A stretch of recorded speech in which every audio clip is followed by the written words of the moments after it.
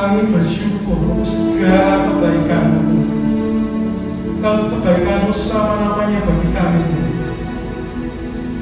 Terima kasih dan oleh karena kasih anugerah-Mu, kami beroleh hidup dan kami beroleh bagian di dalam-Mu, beroleh bagian yang begitu sempurna, beroleh bagian yang begitu baik.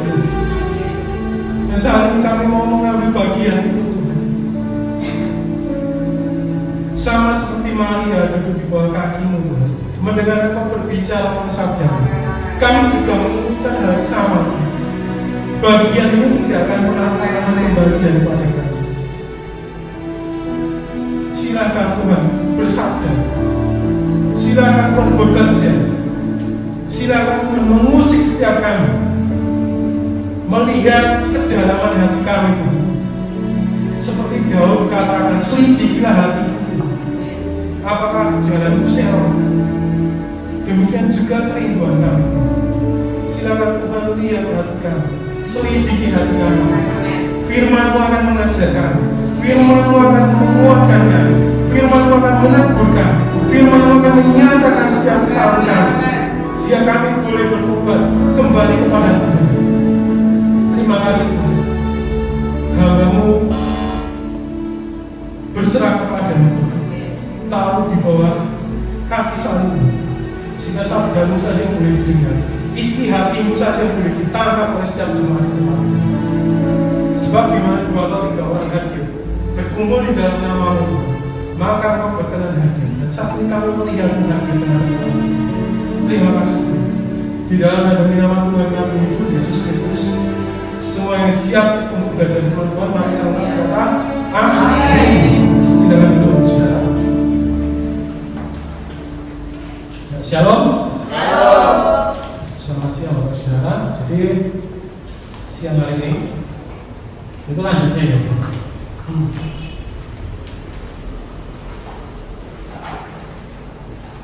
Ini bukan kelanjutan dari sesi 1 tadi, tapi merupakan bagian. Jadi konfliknya di sini.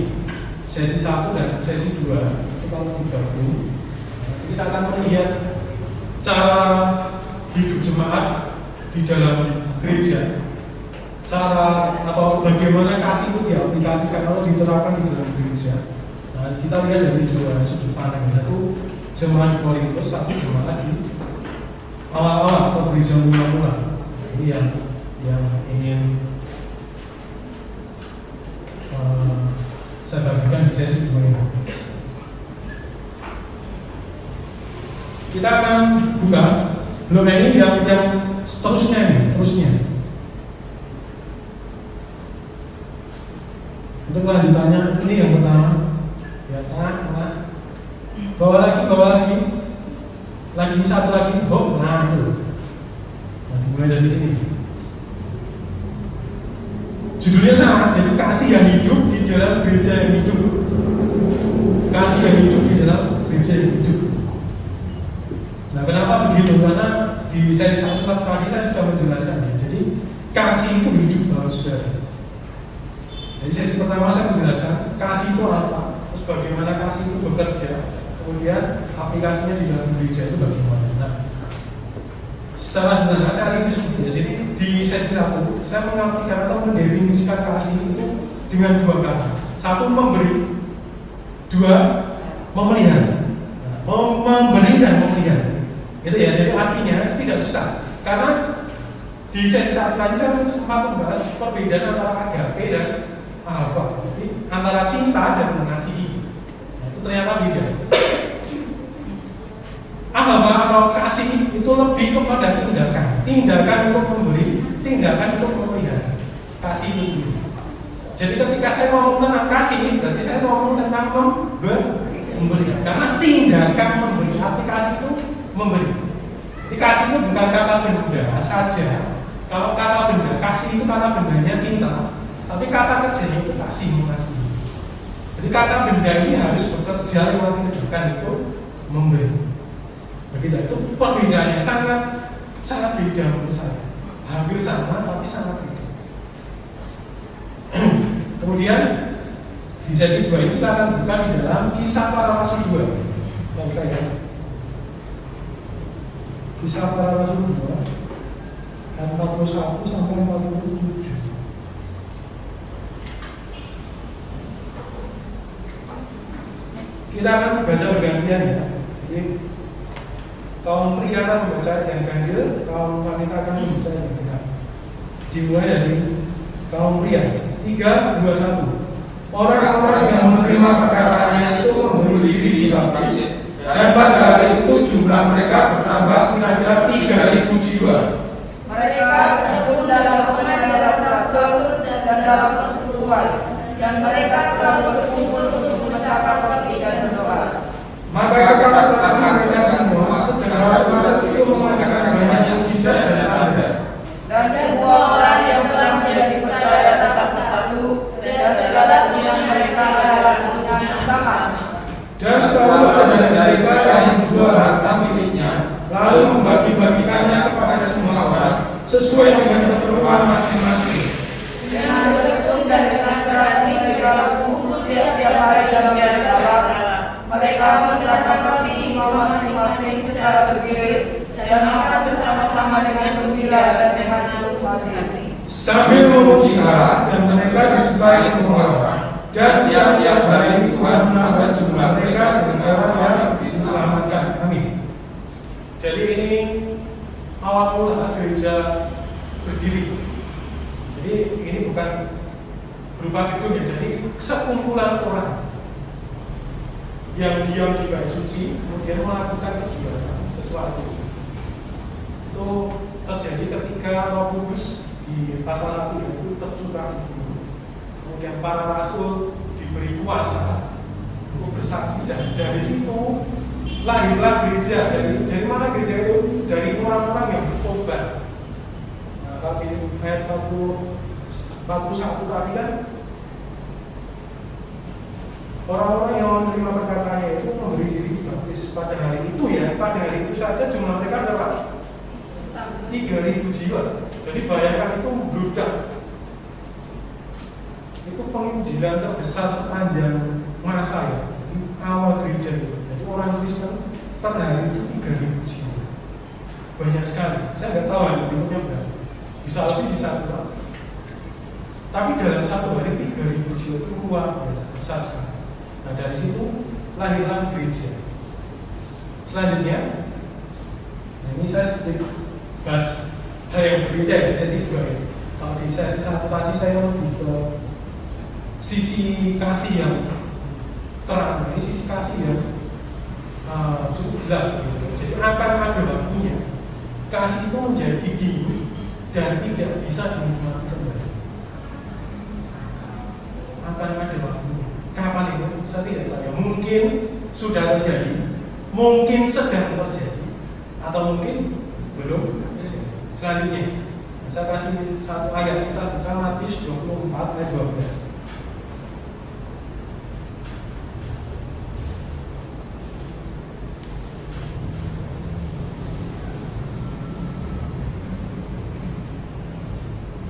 Sudah ketemu semua ya? Kita baca di ayat 12 saja. 3, 2, 1.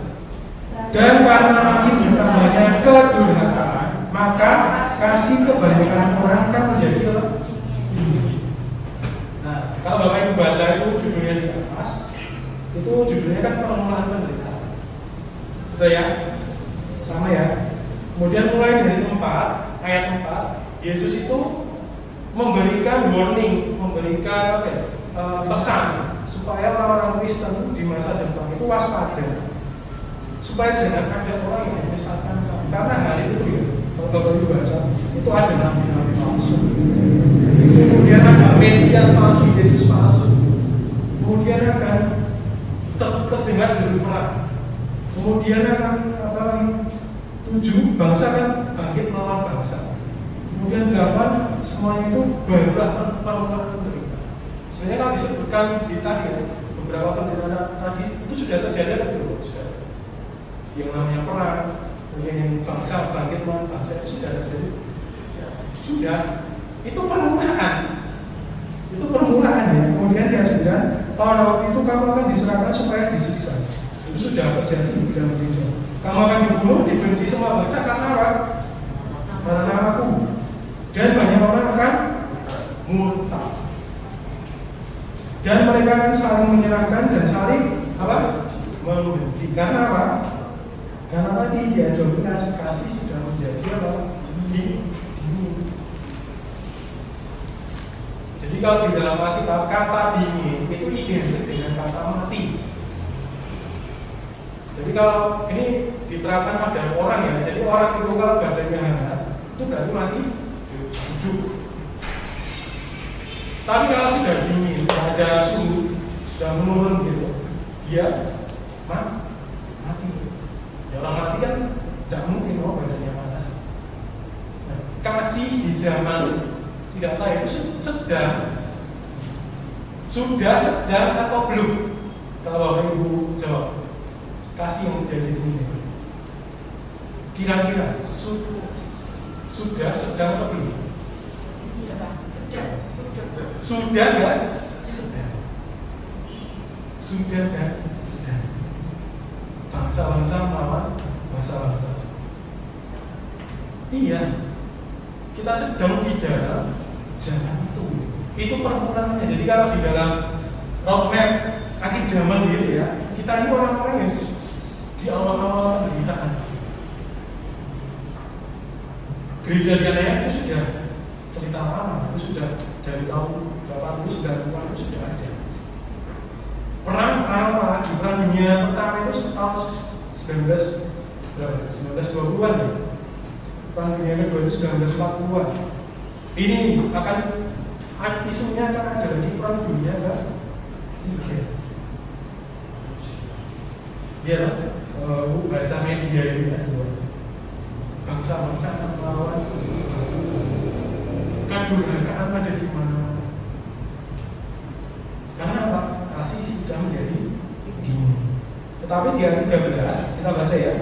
Tetapi apa? Orang yang bertahan sampai pada kesudahannya akan selamat. Dan Injil Kerajaan ini akan diberitakan ke seluruh dunia menjadi kesaksian bagi semua bangsa. Sesudah itu barulah tiba kesudahannya. Jadi Yesus datang itu sesudah Injil diberitakan ke seluruh dunia. Pertanyaannya, Injil hari ini sudah diberitakan ke seluruh dunia belum? Sudah belum? Amos sudah. Jawabannya sudah. Bangsa mana yang belum mendengar Injil? Bangsa mana yang tidak bisa mengakses internet? Tidak ada. Bapak Ibu ketik satu pesan, kemudian Bapak Ibu posting atau broadcast lewat WA, lewat Facebook dan lain sebagainya, Messenger dan lain sebagainya. Itu langsung dengan mudah menyebar kemana? Seluruh dunia. Hari ini ada dua sudut pandang. Orang Kristen gereja itu dimudahkan karena bisa melakukan penginjilan di tempat yang jauh tanpa harus pergi ke tempat itu. Sisi lainnya, iya, kita harus bersiap-siap karena Yesus akan datang. Kapan Yesus datang? Yang tahu siapa itu? Cuma Bapa. Yesus aja yang tahu kapan dia datang. Yang tahu cuma Bapa. Kita hanya diberi tanda-tanda. Oh, tanda-tandanya kalau mau hujan itu ada mendung, berarti akan hujan. Nah, Yesus datang itu tanda-tandanya itu. Kekacauan di mana-mana, chaos di mana-mana, kebencian di mana-mana. Bahkan gereja dengan gereja satu dengan gereja lain itu saling benci. Saya ngomong jujur,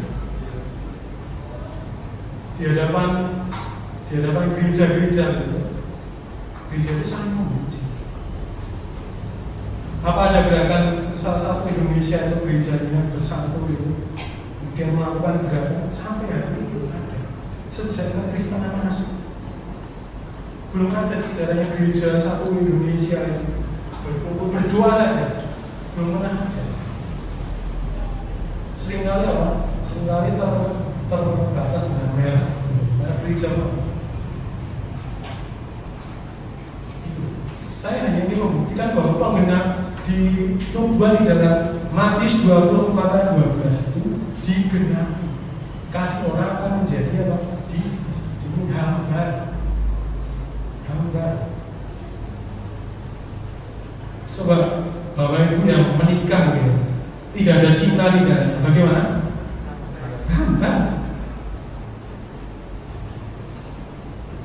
Apa ada orang menikah tanpa cinta ya?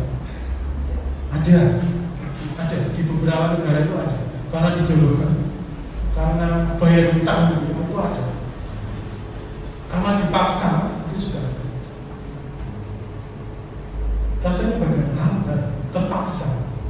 Nah, demikian juga kasih pada hari itu, kasih akan menjadi hamba. Nah, kalau hari ini ya kita masih merasakan kasih di dalam gereja, di luar gereja, kasih dari saudara-saudara seiman, itu mungkin saja kita belum masuk ke dalam fase ini, fase di mana kasih akan menjadi dini. Jadi hamba itu mudah, tidak hilang tapi mudah. Selanjutnya, nah ini ada dua pesan kuat bagi orang Kristen. Pesan kuat bagi orang Kristen ada, ya 13 dan 14 bawahnya lagi. Jadi satu, bertahan hingga kesudahan. Bahwa saudara kita itu diselamatkan oleh kasih, hidup di dalam kasih, mati pun harus membawa kasih, bertahan sampai akhir. Saya tadi di sesi pertama menjelaskan ya, jadi kasih itu karunia pertama dan utama bagi gereja, bukan buat, bukan iman, bukan pengharapan.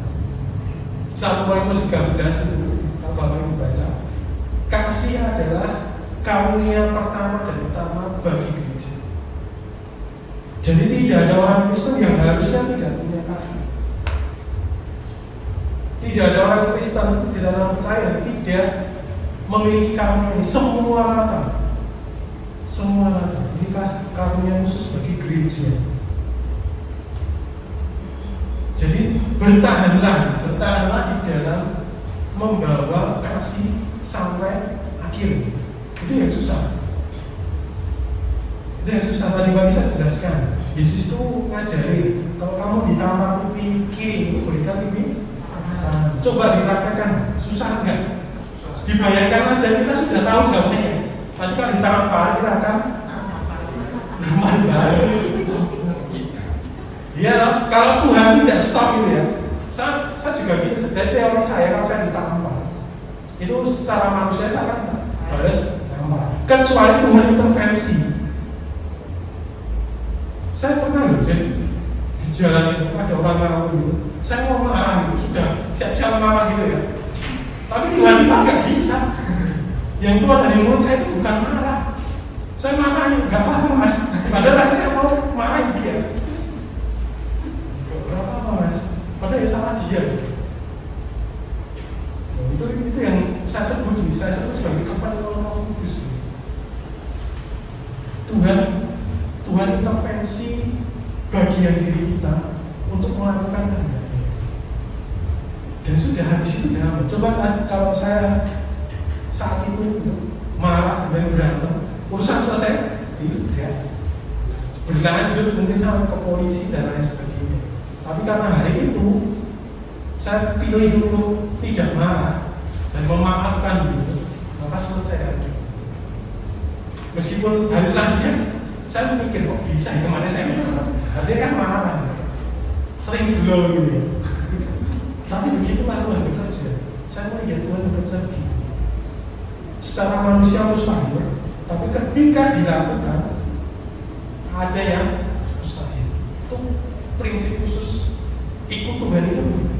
Jadi kita harus percaya ketidakmustahilan itu ada. Yang kedua, kabar baik yang memerlukan kasih diberitakan dulu sampai ke seluruh dunia. Nah, anehnya begini Bapak Saudara, di atas perhatikan itu ada kejadian. Kabar baik atau Injil itu harus diberitakan sampai ke seluruh dunia. Masalahnya, Injil tidak bisa diberitakan tanpa kasih. Tidak ada pemberitaan Injil tanpa kasih. Itu hanya omong kosong.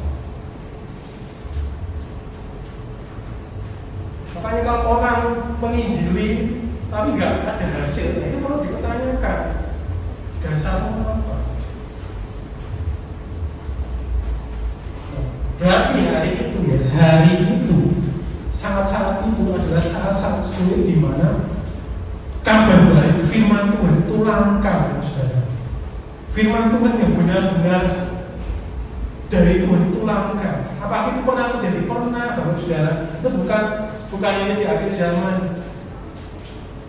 Setelah Israel dibuang ke Babel, kemudian setelah itu kan nggak diketahui, itu yang disebut masa kegelapan selama berapa? 4-5 abad. Tuhan tidak berfirman sama sekali. Dan hari itu mungkin seperti itu. Kabar baik sulit diberitakan. Karena apa? Kasih dingin. Jadi kalau kasih dingin itu pojok, saudara. Itu seperti motor nggak ada bensinnya. Bisa jalan? Tidak. Mesin ada. Kendaraan oke, kondisi oke, oli ada. Tapi nggak ada bensin. Apa berguna? Tidak. Demikian juga kasih. Kasih itu yang menggerakkan motor di gereja ini. Bekerja, berputar, lari, itu kasih. Saya anggap seperti itu. Jadi kalau Bapak Saudara tidak punya kasih, gak mungkin dong melayani tempat ini, gak mungkin dong mau repot-repot. Jadi kasih itu bensin atau bahan bakar bagi kita untuk melakukan pekerjaan. Sederhana seperti itu. Saya melihatnya seperti itu. Jadi siapa yang akan memberitakan kabar baik sementara kasih pada masa itu dia? Siapa Bapak Saudara? Dia 13 namanya. Siapa yang akan memberitakan? Orang-orang yang bertahan. Orang-orang yang bertahan itu yang akan bekerja keras untuk memberitakan kabar baik.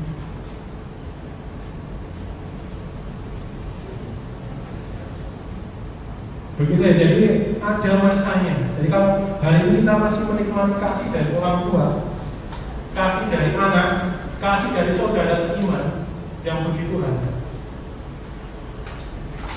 kita sangat bersyukur karena akan ada masanya kasih itu sedingin itu. Sudah terjadi di beberapa negara itu. Saya lihat di beberapa video di YouTube itu ada orang kecelakaan itu, orang diam aja. Gak ditolong. Di beberapa negara yang super sibuk itu sudah terjadi. Jadi orang jatuh, orang mati gitu ya di tengah jalan. Orang jalan biasa aja, gak ada kepedulian. Atau orang miskin, ada ya itu apa video prank gitu. Orang miskin itu malah dijadikan apa? Bahan konten prank gitu. Lucu-lucuan, orang miskin kok dilucu-lucukan gitu. Miskin itu gak lucu, miskin itu menderita. Ya, aneh sekali. Ini orang kaya itu lebih rela memberikan makanan daging kepada anjingnya daripada memberikan makan kepada orang miskin. Itu terjadi. Saya punya teman anjingnya itu makan hati sama pokoknya daging-daging yang mahal itu. Saya gak makan itu. Ya, kita nggak tiap hari makan itu kan. Ya nggak apa-apa sih, itu makan itu hadiah gitu. Tapi fakta yang kita lihat begitu. Orang lebih kasihan kepada hewan daripada kasihan kepada manusia. Ini kok kucing disiksa, banyak orang disiksa. Ini kok anjing ditelan-telankan. Itu aneh. Jadi sekarang itu orang itu bisa mengasihi hewan, tapi sulit mengasihi manusia. Itu yang namanya kekacauan, chaos. Apakah kasih Tuhan begitu? Ya. Tidak. Kasih Tuhan bilang, kasihlah sesama manusia seperti dirimu sendiri. Bukan kasihlah hewan peliharaanmu seperti kamu masih dirimu sendiri, bahkan lebih.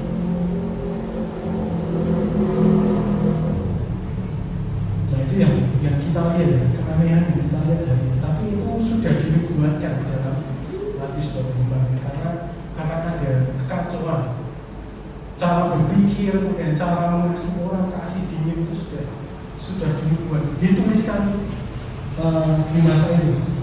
Selanjutnya, kasihan ini sebagai tanda akhir zaman. Jadi tidak semua, tetapi mayoritas orang akan meninggalkan kehangatan kasih.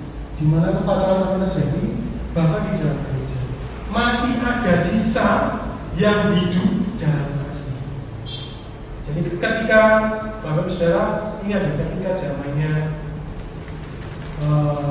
Yesaya atau Yeskia atau Elia.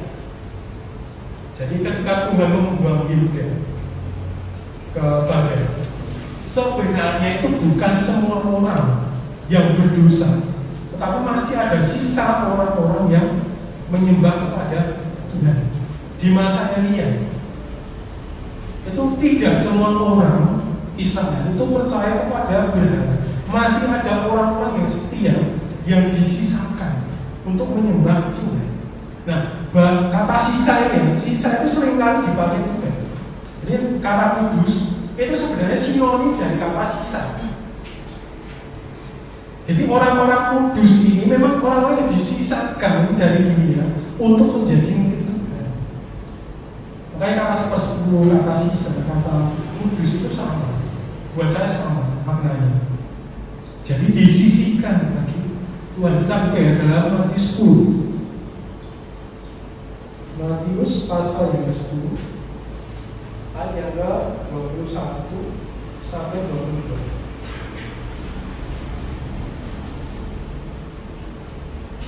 Satu, dua.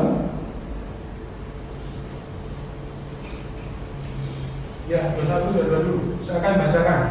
Bapak Ibu silakan menyimak ya. Matius 10 ayat 21. Orang akan menyerahkan saudaranya untuk dibunuh. Ini menyerahkan saudaranya ya. Saking dinginnya lagi. Demikian juga seorang ayah akan menyerahkan apa? Siapa? Anaknya. Jadi kata seperti bapak sayang pada anaknya, padahal itu nggak ada. Dan anak-anak akan memberontak terhadap orang tuanya dan akan, ini di berita sudah banyak ya.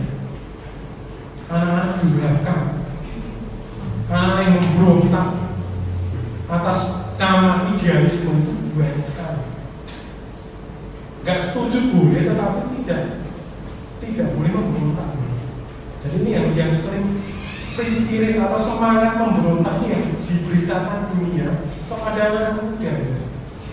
Makanya anak muda itu dicekoki dengan yang namanya kebebasan. Bebas berpikir, bebas berperilaku, bebas berpendapat dan lain sebagainya. Tapi yang dilakukan justru apa? Keliaran.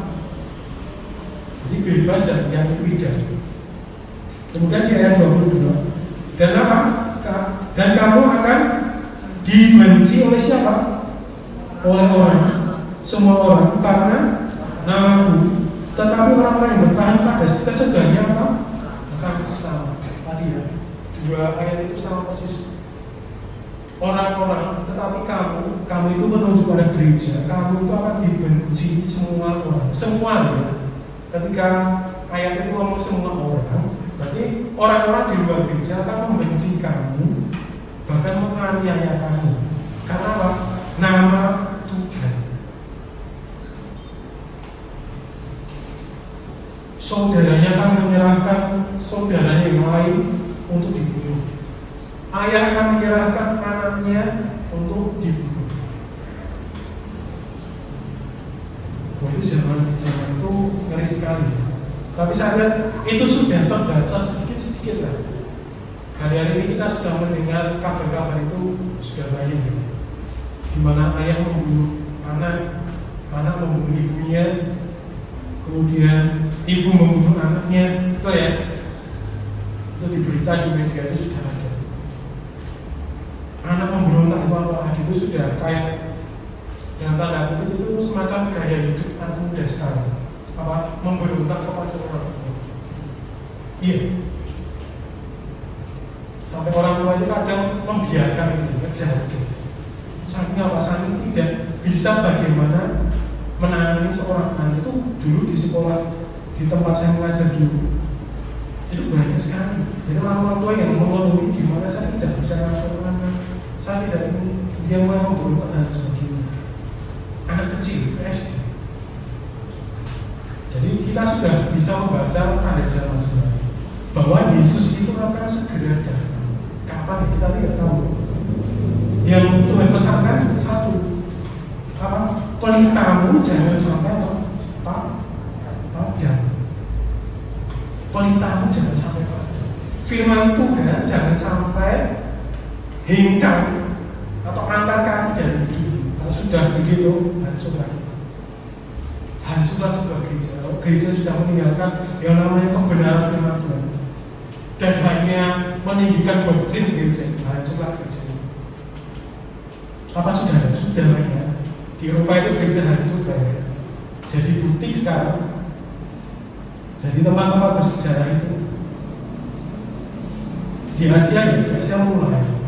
Di Indonesia ya, Indonesia belum begitu. Tapi akan ada waktunya. Pesan Tuhan itu jelas. Selanjutnya, kasih yang hidup di dalam gereja utama. Nanti kita sudah baca. Kita balik ke Kisah Para Rasul 2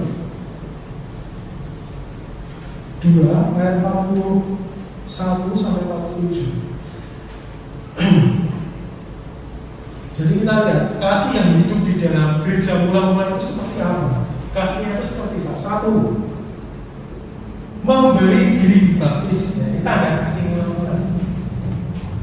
Di ibadah pertama lagi saya menjelaskan sumber kasih di dalam 1 Yohanes 4 atau 8 lagi itu adalah Tuhan sendiri. Kemudian di Yohanes 14 ayat 6, kasih itu hanya bisa diterima melalui Yesus Kristus. Nah, tandanya apa? Tanda seorang mengasihi Tuhan. Kalau di dalam liturgi gereja itu adalah memberi diri dibaptis. Itu semacam kayak kalau di dalam dunia manusia itu perjanjian gitu ya. Ya, lebih mudahnya pernikahan gitu. Kita mulai mengikatkan diri kepada Tuhan melalui apa? Baptisan. Kan kalau menikah itu isinya perjanjian. Perjanjian itu hidup bersama, suka duka. Baptisan itu seperti itu. Sebenarnya konsepnya, bukan bentuknya. Kalau gereja sekarang itu anehnya menentukan bentuknya. Baptis itu harus diselam, harus pakai bendera, harus dipercik, enggak gitu ya. Alkitab itu punya 2 cara membaptis, satu di selam memang, satu lagi bisa dengan cara dipercik karena dicurahkan terus. Jadi konsepnya itu dicurahkan sebenarnya, dibaptis itu dicurahkan. Curahkan itu nanti dari atas ke bawah.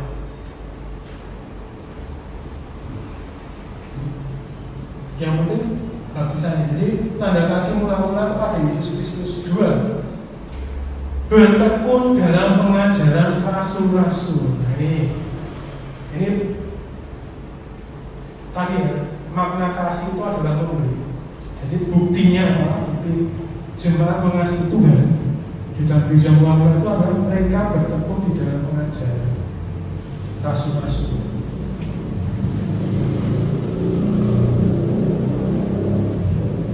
Bertekun di dalam pengajaran Kristus. Karena tanpa pengajaran gereja itu mati. Dan kasih di dalam gereja itu tidak berkembang. Kasih itu butuh pengetahuan. Jangan salah ya. Kasih itu bisa bertumbuh itu di dalam pengetahuan akan Tuhan. Jadi perlu pengajaran, perlu orang-orang yang mengajar. Kalau orang tua itu perlu mengajarkan kepada anak. Jadi sebenarnya yang punya karya mengajar itu tidak hanya orang-orang seperti saya, tetapi semua orang tua Kristen itu harusnya punya karunia apa? Mengajar. Karena Bapak Ibu Saudara dari mulai perkataan, perilaku itu adalah mata pelajaran pertama bagi siapa? Anak. Enggak, itu mata pelajaran utama bagi anak. Saya ada itu ya karena saya punya anak. Saya tuh suka nyapu di rumah itu, suka ngepel. Anak saya itu ketipu, dia kan baru bisa berdiri. Dia ambil sapu, dia ambil itu. Saya nyadar berarti saya mulai dari bangun tidur, gerak-gerik saya, perkataan saya, itu semua akan ditipu oleh siapa? Anak. Jadi anak yang baik itu dari orang tua yang baik. Gak mesti, tapi kebanyakan 90% seperti itu saja nih. Anak yang buruk itu berarti berasal dari orang tua yang mendidik dengan buruk. Ya kita harus akui itu budaya karakter.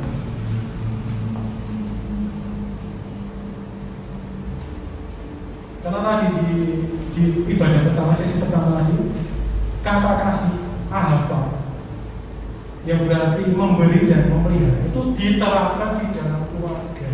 Jadi saya sering kasih contohnya. Jadi kalau kita mengasihi anak, berarti kita harusnya memberikan sesuatu dan memelihara itu. Jadi ada tindakan dari orang tua kepada anak. Buktinya apa? Kan nggak bisa orang tua ngomong, anakku aku mengasihi kamu. Tapi apa yang dilakukan? Dia sepatunya jebol, diam aja. Ngomongnya mengasihi. Ya anak kan berontak seperti itu. Yang diperlukan banyak orang itu kan sebenarnya sama ya. Yang kita butuh itu bukan janji tapi apa? Bukti. Tadi pagi saya juga sempat menyinggung, semua wanita itu pasti setuju kalau hidup itu tidak hanya dengan makan apa cinta, harus ada kasih. Karena tadi cinta itu bukan berarti tindakan, tetapi yang berarti tindakan itu kasih. Jadi kasih itu tindakan untuk memberikan sesuatu. Cinta itu konsepnya, kasih itu praktiknya. Kalau cinta itu terbatas pada orang-orang yang dikenal secara personal, tapi kalau kasih itu universal.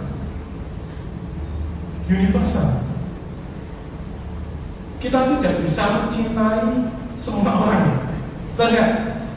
Di paling pasangan, betul ya? Tapi kalau kita mengasihi semua orang itu bisa. Dan bagi saya bahas bedanya cinta dan kasih itu di situ terjadi. Cinta itu konsep, kasih itu perbuatan, tindakan. Berarti cinta itu perlu tindakan. Cinta itu perlu apa? Bukti, perlu pengorbanan, perlu tindakan untuk memberi.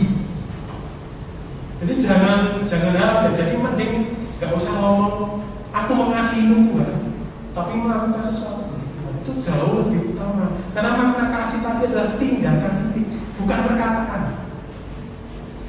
Nah itu beda yang paling besar bedanya. Jadi kasih itu berupa tindakan. Kemudian yang ketiga, berkumpul dengan perjamuan kasih dan berdoa. Itu tadi di ayat berapa? Kita lihat di ayat 42. Mereka bertekun dalam pengajaran rasul-rasul dan dalam apa? Persekutuan, dan mereka selalu berkumpul-kumpul untuk memecahkan apa? Roti dan untuk memecahkan roti dan Bapak Ibu Saudara, hari itu adalah masa di mana banyak orang miskin. Jadi anjlok gitu ya, perbedaan antara si kaya dan si miskin hari itu anjlok. Jadi selisihnya sangat-sangat kental, kontras sekali. Maka tiap-tiap hari mereka berkumpul di bait suci, membagikan apa? Roti biar semua makan. Jangan diremehkan, yaitu saya berkali-kali selalu menyinggung ini. Jadi memberi makan pada orang lain itu hal besar ya teman-teman. Terutama mereka yang kelaparan, itu hal besar ya teman-teman. Karena itu disinggung dalam doa Bapa Kami. Betul nggak? Berikanlah pada hari ini makanan kami yang secukupnya. Kita cukup, bahkan lebih. Orang lain yang nggak cukup, kita cukupi kalau tahu. Jadi sebenarnya belajar mengasihi orang itu dimulai dari hal sederhana. Apa memperhatikan kebutuhan orang lain yang paling mendasar itu apa? Pangan dan sandang. Kalau papan kan nggak mungkin ya. Minimal sandang dan pangan. Sesaat ini kaku baru dengar ya. Saya tuh sampai hari ini belum bisa menyentuh orang gila itu satu, gak begitu berani karena saya punya trauma ya. Dulu saya pernah dilempar batu segede kepala itu ke arah saya oleh orang gila. Padahal saya mau kasih makan itu, kecil itu batunya segini, dilempar dan dia kuat.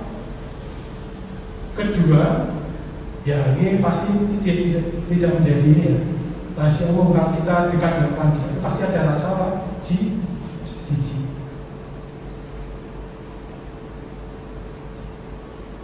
Saya selalu jadi orang-orang yang punya karunia itu sangat-sangat luar biasa. Melayani orang yang tidak dilihat orang lain itu hal besar. Apakah kita bisa melakukannya? Tentu saja bisa. Harusnya bisa ya. Harusnya bisa. Jadi di balik perut kita yang selalu kenyang itu akan ada orang-orang yang tidak kenyang, masih mikir besok mau makan apa ya.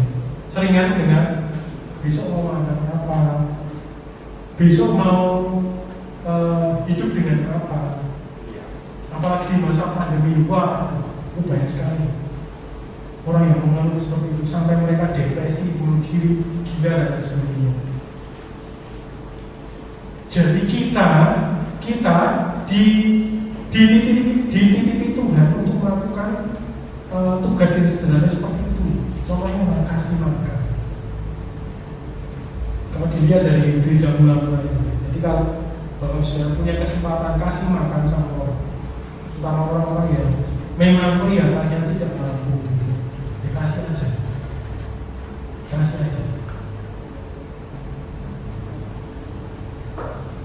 Yang keempat, hidup dalam mukjizat.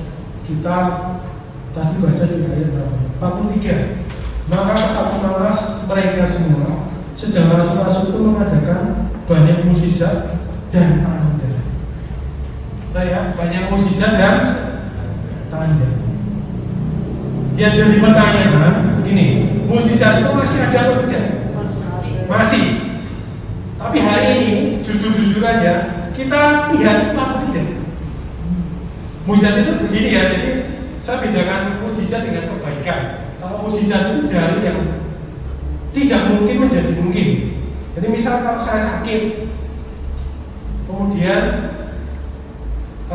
misal saya punya sakit jantung gitu, kemudian sembuh tiba-tiba ketika saya berdoa atau ke gereja, itu namanya mukjizat. Tapi kalau ada orang yang sakit jantung, kemudian masuk rumah sakit, operasi dulu, kemudian sembuh, itu bukan mukjizat.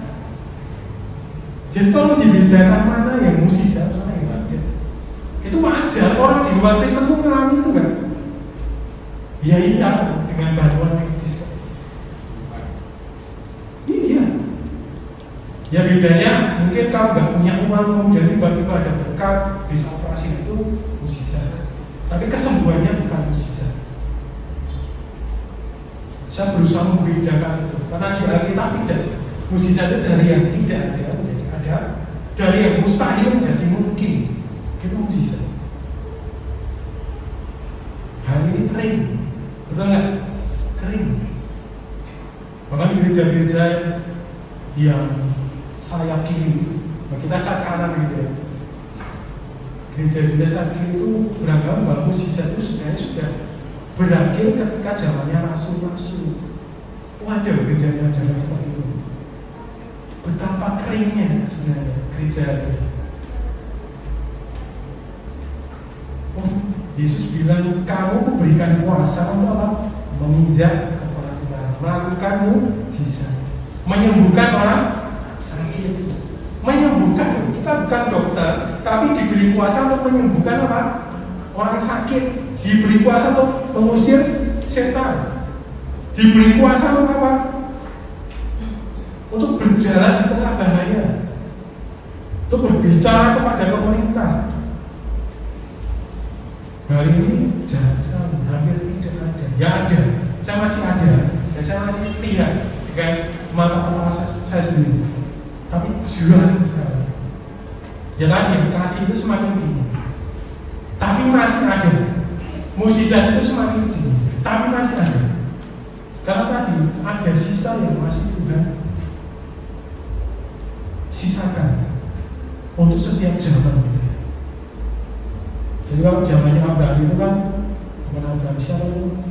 Abraham. Ketika Tuhan mau menghancurkan satu bangsa, tapi dia ngomong ke Abraham dulu, gak jadi.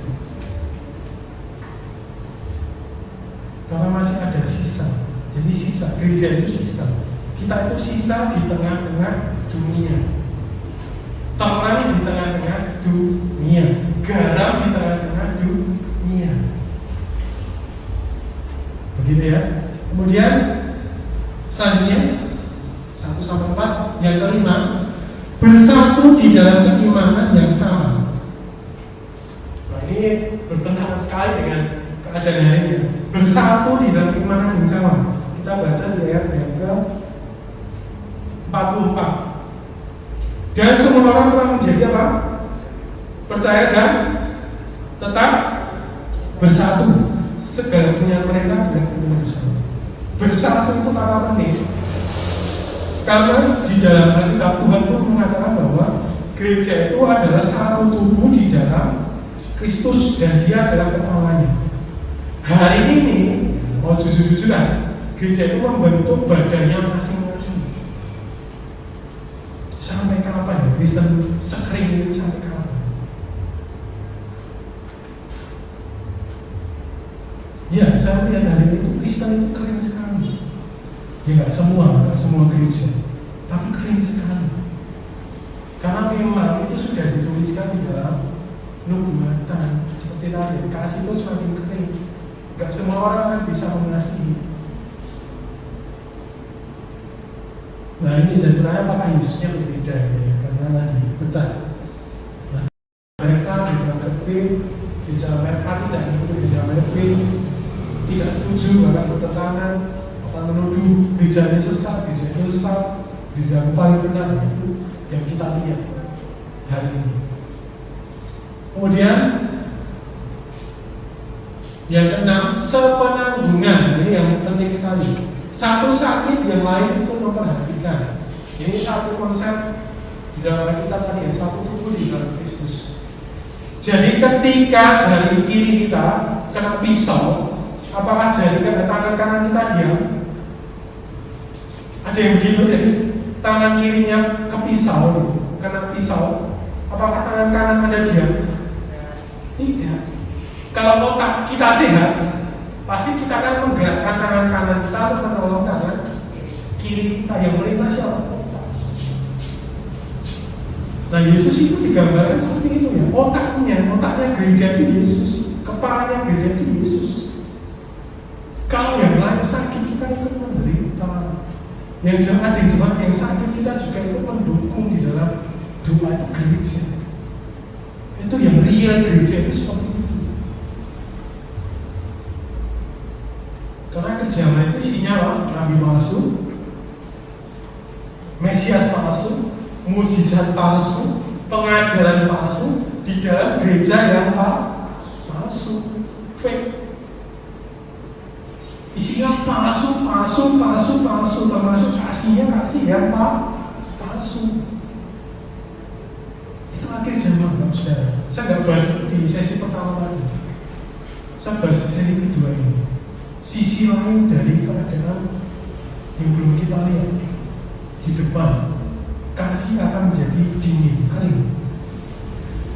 Yang ketujuh, memiliki harta banyak akan berbagi kepada jemaat lain yang kekurangan. Nah, ini perlu kerelaan hati ya Bapak Saudara. Nggak bisa dipaksa. Jadi orang memberi itu jangan dipaksa. Dia akan digerakkan oleh hatinya, digerakkan oleh belas kasihnya. Jadi Yesus itu ketika melakukan mukjizat itu selalu disertai satu pernyataan. Oleh karena dia tergerak oleh belas kasihnya, maka dia menyembuhkan si A. Oleh karena dia tergerak oleh belas kasihnya, dia menyembuhkan si B. Kita buka di dalam Yesaya 58 ayat 10.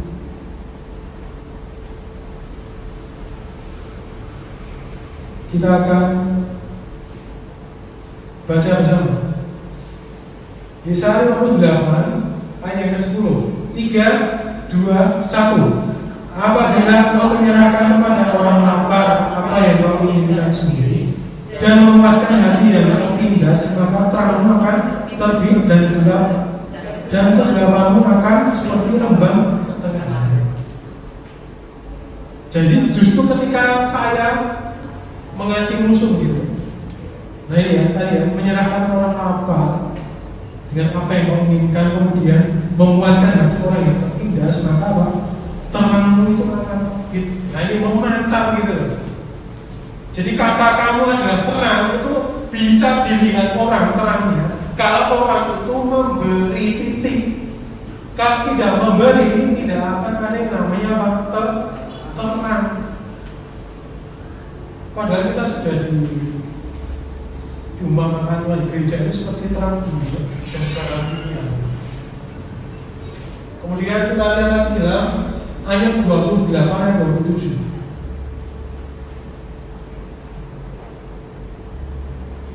Ayat 28 ayat 27.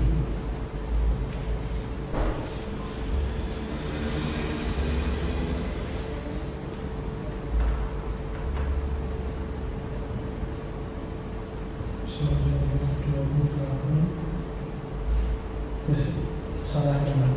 Kita lihat Amsal 22 ayat 2. Amsal 22 ayat 2.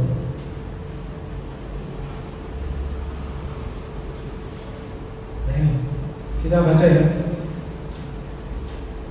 3, 2, 1. Orang kaya dan orang miskin bertemu. Yang membuat mereka semua ialah siapa? Tuhan. Jadi Tuhan itu memang begini. Jadi kalau kita diberkati, itu punya maksud. Kita diberi uang yang berlebih, melebihi kebutuhan kita, itu punya maksud. Karena apa? Kita akan bertemu dengan yang namanya orang-orang miskin. Atau kalau kita orang miskin, kita akan bertemu dengan orang-orang yang kaya. Jadi mempertemukan mereka, yang membuat mereka ada, itu siapa? Tuhan. Kemudian Amsal 25, 21 selanjutnya. Amsal 25 dan 21. Nah ini yang saya maksud di ibadah sesi 1 tadi ya. Kita baca bersama Amsal 25 dan 21. 3, 2, 1. Jika kau seturut lapar, berilah dia makan roti, dan jika dia dahaga, kasihilah musuhmu dan berdoalah bagi mereka. Itu di perjanjian lama. Di perjanjian lama, kalau ketemu musuhmu dan dia lapar, kasih apa? Makan. Jangan dibenci. Orang lapar itu butuhnya apa? Makan. Nah orang dalam masyarakat Jawa itu begitu ya. Jadi orang itu kalau sudah dikasih makan, itu akan damai gitu. Jadi orang lapar itu kalau dikasih makan itu nggak jadi bermusuhan.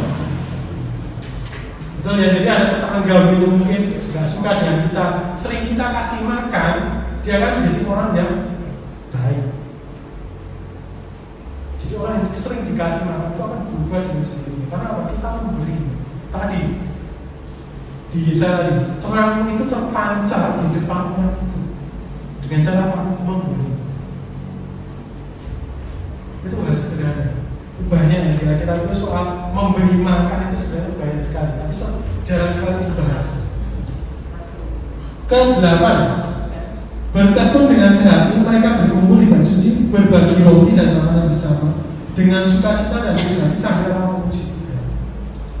Kita balik ke Kisah Rasul lagi, ayat yang ke-46.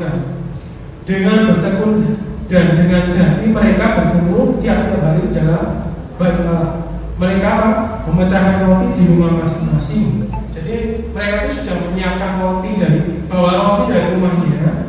Kemudian mereka secara bergilir dan makan bersama-sama dengan gembira dan tulus hati. Kalau sudah saya pernah beribadah di sebuah gereja di desa, tiap hari Minggu itu makan. Habis ibadah itu makan. Jadi nggak langsung pulang gitu. Jadi jemaat itu bawa makanan ke gereja, apapun yang dikumpulkan, kemudian mereka makan bersama, tidak wajib. Nah hari itu orang-orang yang biasanya kelaparan ya di hari-hari Senin sampai Sabtu itu merasa puasa senang sekali mereka. Bahkan kalau sisa itu kan diberikan ke tetangga. Itu sebenarnya kita biar. Ini jangan remehkan soal makan ya. Di budget itu boleh makan. Mereka kumpul makan bersama, berbagi roti. Nah mungkin sesekali bisa dicoba ya di gereja ini. Mulai ibadah makan bersama. Pasti hadir, pasti ada. Dan itu menambah kedekatan gitu ya.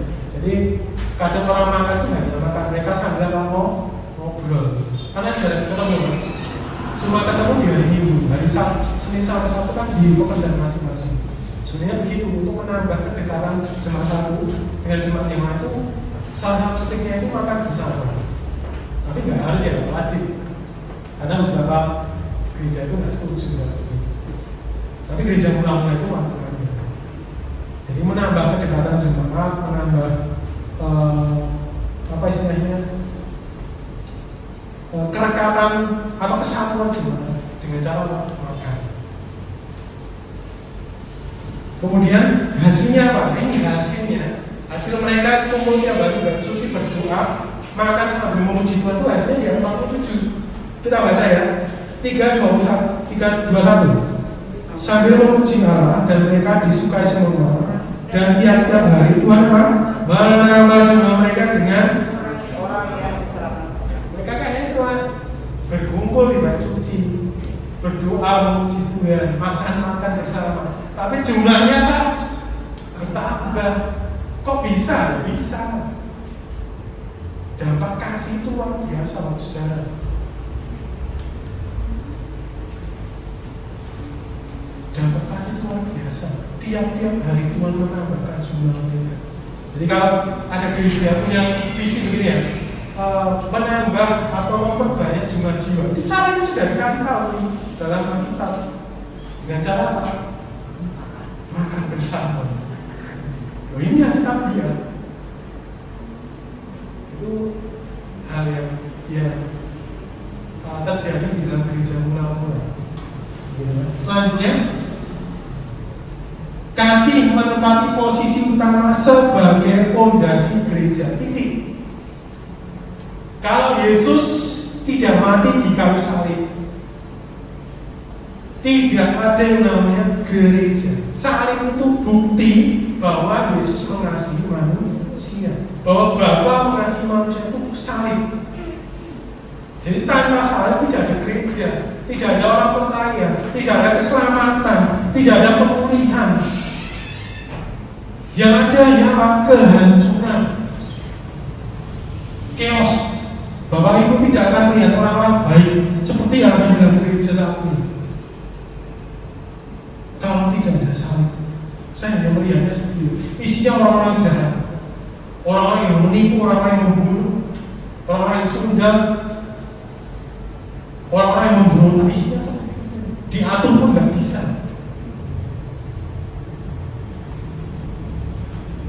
Jadi kalau kita melihat saat ini ada sisi indah dari dunia ini, sisi kasih dari dunia ini, itu karena Yesus pernah turun di atas muka bumi dan mendirikan gereja.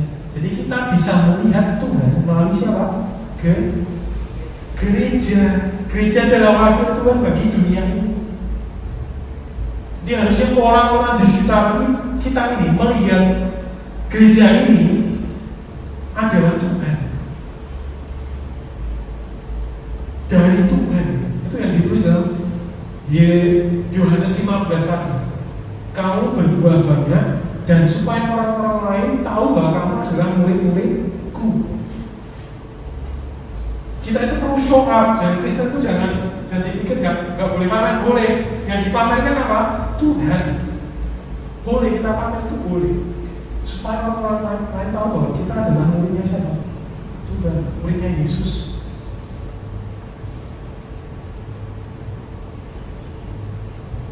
Muridnya Yesus. Itu yang membuat kita beda dari dunia ini adalah karena Yesus. Itu saja.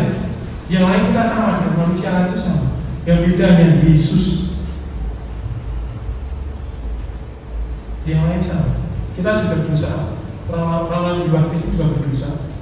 Tapi kita ditebus oleh Yesus, dikasih oleh Yesus. Nah, kita buka satu ayat di dalam Keluaran 33:19. Ini ayat tadi pagi. Keluaran 33:19.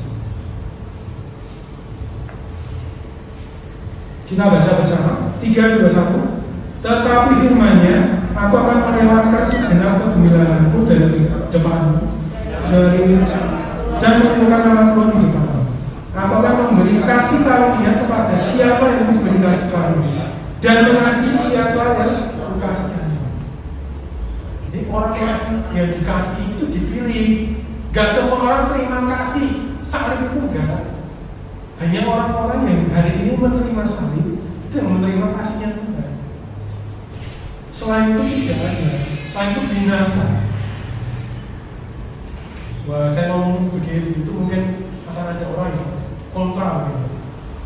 Tapi di dalam Kristen yang saya lihat sampai hari ini begitu. Jalannya hanya Yesus. Yohanes 14:6. Akulah jalan, kebenaran, dan hidup.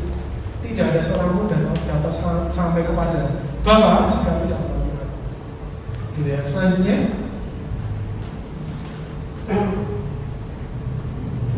kasih melebihi iman dan pengharapan. Tadi ya, the biggest one, yang terbesar di antara semua karunia rohani, di antara semua yang nama hebat itu satu, kasih. Kita baca di dalam 1 Korintus 13:13.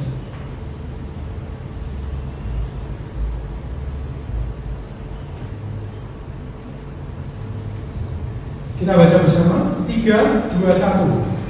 Demikianlah tiga hal ini, yaitu apa? Iman, pengharapan, dan kasih. Dan yang paling besar di antaranya ialah apa? Kasih. Jangan salah ya, kenapa kasih itu besar? Karena di dalam 1 Yohanes 4:8 tadi, kasih itu adalah siapa? Tuhan. So, Tuhan adalah kasih. Makanya dia atau kasih ini yang terbesar. Kalau di dalam 1 Korintus 13 ayat 1 dan 2, sekalipun orang itu bisa berubah, sekalipun orang itu menguasai seluruh pengetahuan di dunia, sekalipun orang itu menguasai seluruh bahasa dunia, kalau dia tidak punya kasih, dia sama dengan apa? Di ayat 1, gong yang berkumandang, cara yang berkeminci, koar-koar aja, tong kosong nyari tingginya, slang. Sama kayak gitu. Makanya konsep kasih itu yang penting bukan bicaranya, yang penting apa? Tindakannya. Jadi talk less, do more. Sedikit bicara, lakukan banyak. Kayak Pak Jokowi gitu ya, bicara sedikit tapi tiba-tiba Mandalika jadi gitu ya. Tiba-tiba Indonesia ekonominya naik. Nah yang dibutuhkan Tuhan itu bukan perkara kita. Tuhan aku mengasihimu dengan segenap jiwaku, dengan segenap akal budiku.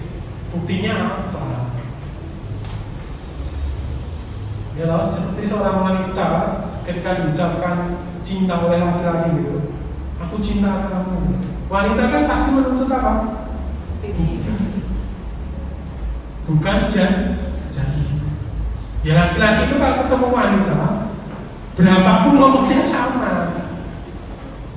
berapapun ngomongnya sama, begitu.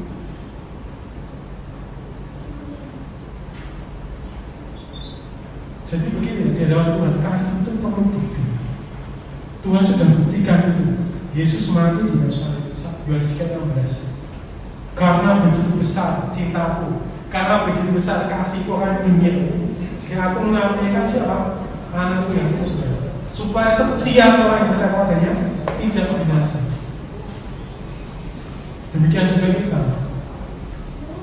Tuhan ingin membuktikan kalau kita mengasihi Tuhan, apa yang kita berikan bagi Tuhan. Apa kira-kira yang diinginkan Tuhan dari hidup kita? Apa, saudara? Kita buka Roma 12. Yang diinginkan Tuhan itu ini.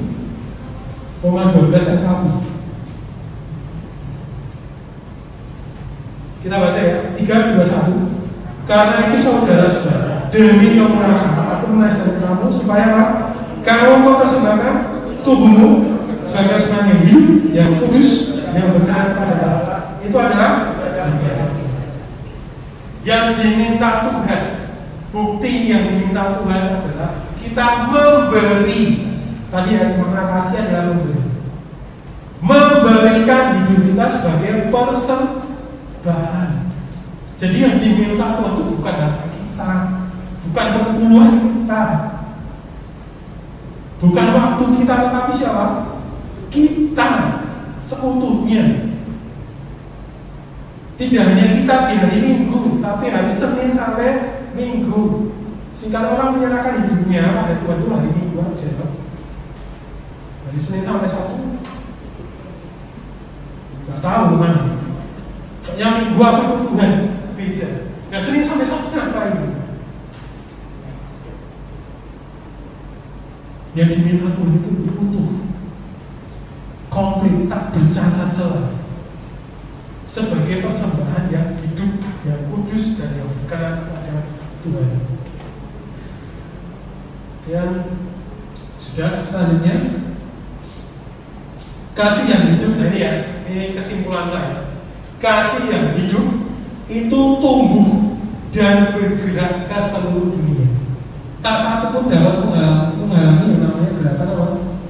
Kasih salib. Kita baca Roma 8. Roma 8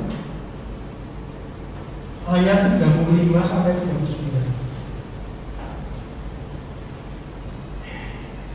Kasih itu tidak bisa dihalangi oleh apapun, sebesar apapun, sehebat apapun. Karena kita baca ya, Roma 8 ayat 35 sampai 39. 3, 2, 1. Siapakah yang akan memisahkan kita dari kasih Kristus? Penindasankah, atau kesesatan, atau penganiayaan, atau kelaparan, atau ketelanjangan, atau bahaya, atau pedang?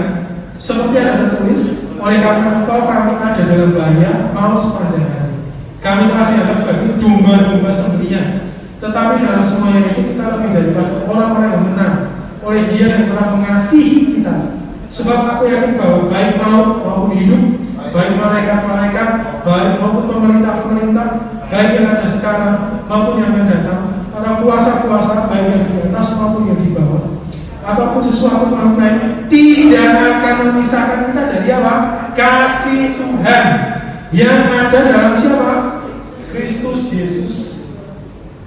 Bahkan maut yang ditaruh di semua orang itu tidak punya lagi sengat untuk memisahkan kita dari Tuhan.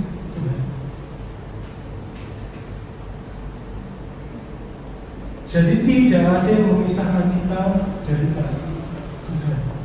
Tidak ada yang harusnya, itu konsep yang harus saya tanamkan dalam diri saya. Harusnya tidak ada kasih atau tidak ada hal yang memisahkan jemaat atau gereja dimanapun. Karena konsepnya ini, kasih Tuhan itu tidak bisa memisahkan, bahkan mempersatukan.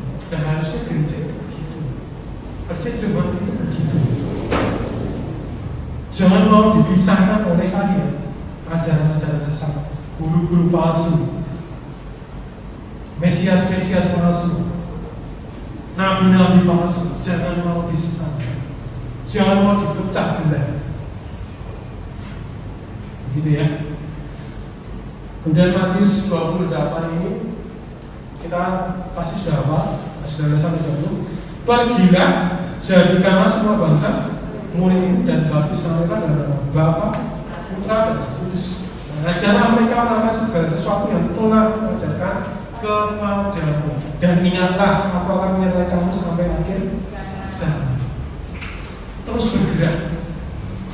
Jadi di saya juga ngomong, kasih itu tidak bisa berhenti di satu orang, tidak bisa. Itu seperti penglihatan Yesaya di Yesaya 47. Jadi ada air mengalir ke berbagai arah dari bait suci. Kasih itu seperti itu, mengalir terus menerus.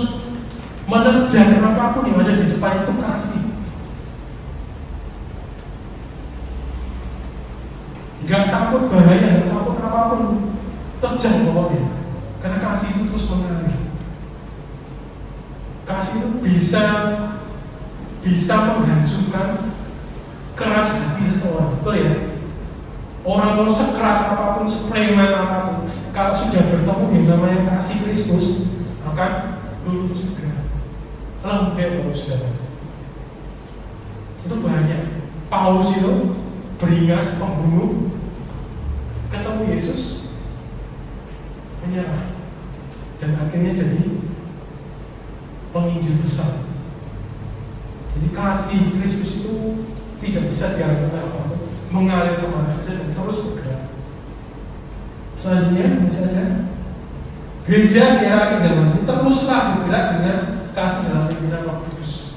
Jadi apa, kemana, bagaimana, siapa, minta pimpinan Roh Kudus. Kasih itu terus bergerak. Amin. Mari kita tutup Alkitab kita. Saya ajak pemain musik dan singkat pemain di depan. Kita akan nyanyikan satu puisi saja.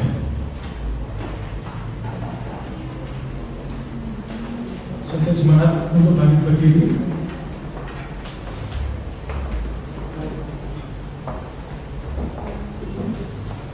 Kita akan nyanyikan pujian di awal tahun. Bapa besar sungguh kasih setia.